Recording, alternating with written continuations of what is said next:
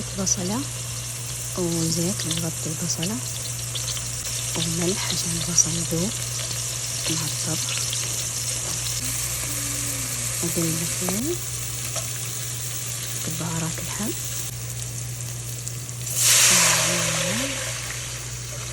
نغطي الرز.